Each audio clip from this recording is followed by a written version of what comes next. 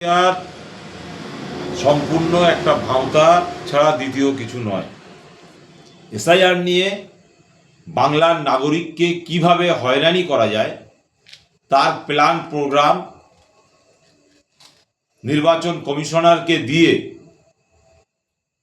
রাজ্য এবং কেন্দ্র সরকার দুজন মিলিতভাবে বাংলার জনগণকে বোকা বানানো, বাংলার জনগণের ফেথ অর্জন করার একটা সুকৌশল তারা নিয়েছে। আপনি বলুন, এই এসআইআর নিয়ে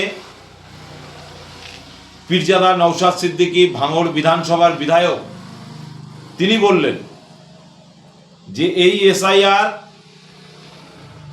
অন্যান্য রাজ্যে ভারতবর্ষের মধ্যে হচ্ছে না, অতএব দিদিমণি যদি চান এসআইআরকে বন্ধ করতে পারেন, কি করতে হবে? বিধানসভার মধ্যে একটা নিন্দা প্রস্তাব আনা হোক, নিন্দা প্রস্তাব এনে বিধানসভায় বিল পাশ করে এটাকে বন্ধ করার প্ল্যান করা হোক। কিন্তু নওশাদ সিদ্দিকী একা, তার কথা কেউ নেননি। আজকের দিনে আমরা কি দেখলাম? এসআইআর এর আজকের 28 তারিখ এসআইআর এর লিস্ট বার হলো।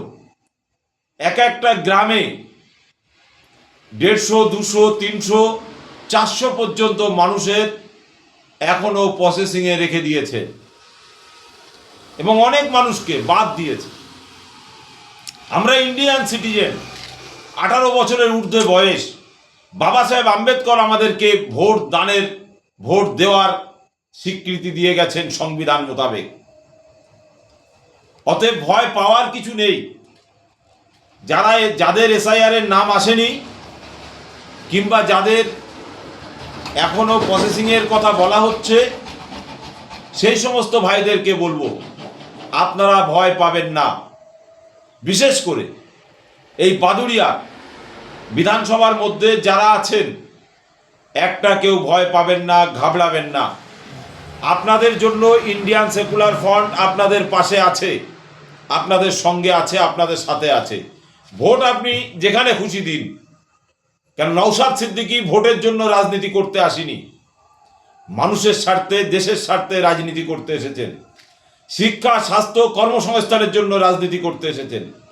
অতএব পীরজাদা নওশাদ সিদ্দিকী এবং পীরজাদা আব্বাস সিদ্দিকী ভাইজান তানারা বলছেন দেশের যে ন্যায্য ভোটার, দেশের যে নাগরিক, ভারতীয় নাগরিক, দেশের ভোটার, পশ্চিমবাংলার নাগরিক, তার ভোট দান করার ব্যবস্থা ইসিআরকে এবং এই নির্বাচন কমিশনারকে নিতে হবে।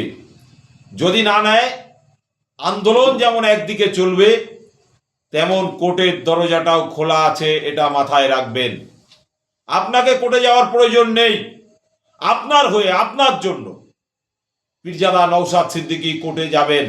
যেমন গিয়েছিলেন ওয়াকাফ নিয়ে, যেমন গিয়েছিলেন এনআরসি নিয়ে, ঠিক তেমনি এই এসআইআর নিয়েও Indian secular front Pirzada Naushad Siddiqui সাহেব, আব্বাস সিদ্দিকী ভাইজানের মদদে, অনুমোদনে আবার সুপ্রিম কোর্টে যেতে হলেও যাবেন, ভেঙে পড়বেন না।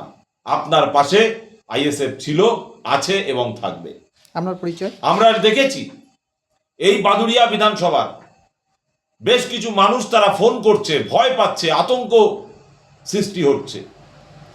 আপনারা এটা দেখুন যে এই রাজ্যের দিদিমণি কিভাবে আপনার আমার সঙ্গে, বাদুড়িয়ার বাসীর সঙ্গে, রাজ্যবাসীর সঙ্গে কিভাবে প্রতারণা করলো। এবং কেন্দ্র সরকার, বিজেপির সরকার, সে তো চাইছে ছলে বলে কলে কৌশলে পশ্চিমবাংলার মানুষকে, গরিব মানুষকে, অসহায় মানুষকে ভোটদান থেকে ব্যতি রেখে ক্ষমতার মসনদে, ক্ষমতার আলিশান জায়গায় বসতে চাইছে। অতএব এই বিজেপি আর তৃণমূল, এই দুটোকেই আগামী দিন গণতান্ত্রিক পদ্ধতিতে আপনাকে ব্যবস্থা করতে হবে। কে দিয়েছে এদের এত বড় হিম্মত? একজন গরিব খেটে খাওয়া মেহনতি মানুষের দুবেলা দুমুঠো ভাত পেটে তুলে দিতে পারে না, তার বাচ্চার শিক্ষা দিতে পারে না, তার বাচ্চার সুন্দর স্বাস্থ্য দিতে পারে না, কিন্তু এসআইআরে ভোট দানের জন্য, নাম তোলার জন্য 14 বার বিডিও অফিসে এরা ডাকতে পারে। তাই বলবো, আগামী দিন এদেরকে গণতান্ত্রিক পদ্ধতিতে ইভিএম মেশিনের মাধ্যমে এদের জবাব দিতে হবে, তার জন্য তৈরি থাকুন। এবং কেউ ভয় পাবেন না, আইএসএফ আপনার সাথে আছে, সঙ্গে আছে, পাশে আছে। কোনো সমস্যা হলে আইএসএফ এর কর্মী সমর্থকদের সঙ্গে যোগাযোগ করুন, আমাদের বাদুড়িয়ার যে পার্টি অফিস আছে সেখানে যোগাযোগ করুন, আমাদের নাম্বারে যোগাযোগ করুন। নিশ্চয়ই আপনার জন্য আমরা অতন্তর প্রহরীর মতো কাজ করতে থাকবো, কাজ করতে বাধ্য থাকবো। কারণ আমরা জনগণের সেবার জন্য রাজনীতির ময়দানে এসেছি, দেশের সেবার জন্য রাজনীতির ময়দানে এসেছি। আমার নাম MD Qutbuddin, Indian secular front Baduria বিধানসভার অবজারভার, রাজ্য কমিটির সদস্য।